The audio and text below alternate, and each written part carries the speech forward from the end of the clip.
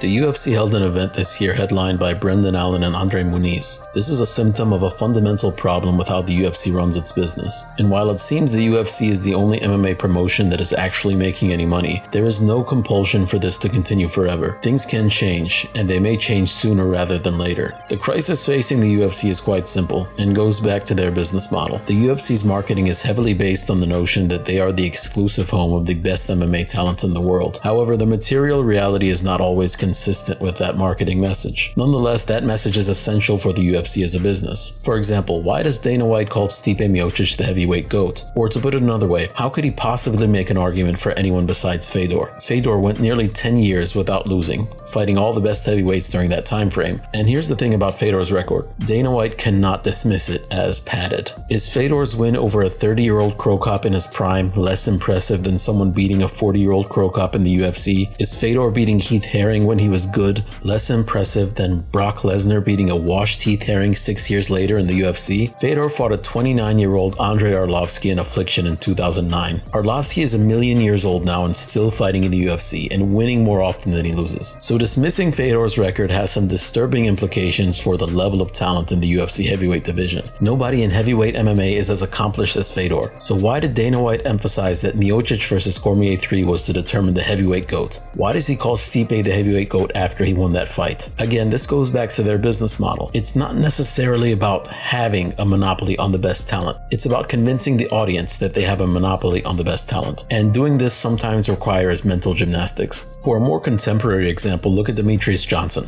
Does anyone really think he couldn't win back his UFC flyweight belt if he were to fight Brandon Moreno? The top UFC flyweights are entertaining, but I don't think anyone should be confident that they would beat Mighty Mouse. And bear in mind that Johnson, who had one of the longest UFC title reigns in history and arguably never legitimately lost his UFC belt, has lost in ONE FC. Talent is not a monopoly of the UFC. Now you might hear this and think, well, who cares? Ultimately, the UFC is the only player in this game that's making money, and they make a lot of it. The other MMA promotions are either propped up by venture capital or by Ramzan Kadyrov. So if those promotions won't be able to sustain themselves long term, does it really matter? While it is possible that the UFC's competitors don't last, the issue the UFC is facing currently is not merely the fact that there is talent elsewhere. The issue facing the UFC is that their way of operating their business has caused talent to leave the UFC. For an organization whose supremacy depends on marketing, you may notice that the UFC does not do a great job of marketing their fighters. Sure, there are a few guys who are pushed by the UFC and even get preferential treatment, like Conor McGregor or John Jones, but by and large, the UFC likes to market the UFC brand itself rather than individual fighters. That's why the walkouts are boring, and that's why the shorts are uniform and bland. Compare Genki Sudo's walkouts or Sexyama's walkout at K1 Dynamite 2006 to the walkouts we get in the UFC. There's no comparison, really. The UFC wants to give a consistent, corporate-friendly experience at each event. Anything that does not enrich the UFC brand is seen as superfluous. If you don't think the UFC fails at marketing fighters, how do you explain the case of Francis Ngannou, a fighter who had a truly impossible, inspiring path to the UFC heavyweight title, with Ford escorts for fists and a likable personality? It's not really that hard to market such a fighter. He also had one of the few bargaining chips a fighter can have in the UFC, a championship belt. But after some failed contract negotiations, the UFC let Ngannou go. This is not the only fighter who soured on the UFC. He's simply the most high-profile one, and the one with a direct claim to the UFC lineal belt, going all the way back to Royce Gracie. But all veteran fighters eventually end up at odds with the promotion. This is almost all due to the pay structure. After fighting for years and years, veterans can eventually get paid a decent amount of money, especially if they manage to fight for the title. Yoel Romero's purse for his UFC debut in 2013 was $70,000. His purse for his last UFC fight was $380,000. That's a big difference, and Yoel earned a lot more in his debut than most. The typical contract for a new UFC fighter is $15,000 to show and $15,000 to win. Let's say a fighter fights 3 times a year and wins all of his fights. That's $90,000 a year. Sounds decent. It's more than any of us are making, but that's before taxes, before paying his team, and before medical expenses. And this is all assuming he wins every fight. In reality, this is a pittance. It usually takes some time before a fighter in the UFC can even make fighting their full-time job. The company's assumption behind letting popular, well-known fighters walk and replacing them with inexperienced, unrecognizable fighters is that the UFC brand will always prevail. Why pay someone like Paulo Costa $200,000 to fight when the sacred UFC brand is what made Paulo Costa into a recognizable star? You can just build another one and pay him far less. less? Why pay Gegard Mousasi, who has been a championship level fighter in every promotion he's fought in, including the UFC? Let Bellator pay him instead, and then you can pretend he had no chance to beat his peers in the UFC anyway. For years this has worked out for the UFC. They make their money while their rivals hemorrhage money. So why is now any different? While the UFC has always been willing to let fighters walk if their demands are too high, the roster was always strong. Also, they were willing to buy out rival organizations and absorb their roster of fighters. Some of the UFC's most accomplished champions, like Jose Aldo and Daniel Cormier, were acquired this way. The problem now is that the quality of the UFC product has declined significantly, and with their insistence on putting out an event on a weekly basis and a pay-per-view on a monthly basis, the product has become diluted even further. This is something that Japanese MMA always excelled at, making the events feel like events, both in terms of presentation and in terms of the fights on offer. The UFC's offerings pale in comparison, and it's not just the fight night cards that are on the downward trend. Even the pay-per-view events tend to be very top-heavy. UFC 286 basically had 2 must-see fights. I don't think anyone tuned in to watch Gunnar Nelson fight Brandon Barberena. I know it's not fair to expect every pay-per-view to have nothing but bangers, but the UFC is raising the price of the pay-per-views while diluting their quality, and this conflates the aforementioned issue of the UFC's refusal to market fighters. Like, I am appalled at how unknown Shavkat Rakhmonov is to the casual fan base. There needs to be casual interest in order for the sport to grow, and if the UFC can't generate hype for a fighter who is sublimely talented while also having a fan-friendly style, what exactly are they doing? Shavkat is 17-0 and has yet to even let a fight go to decision. But then again, why should we even be surprised? Of course, the UFC is fine right now. They're printing money, in fact, but they are operating on inertia, and it remains to be seen if they're doubling down on prioritizing their brand at the expense of the roster of fighters will work out in the long run when people have cheaper alternatives that are often just as good. One has put on some fun events, and they have the arguable GOAT, and their fights are free to watch. Again, this may amount to nothing. The UFC may succeed in bleeding out the other organizations due to their unparalleled level of resources, but there is certainly cause for concern, and certainly an opportunity for, perhaps, a return to a multipolar MMA world.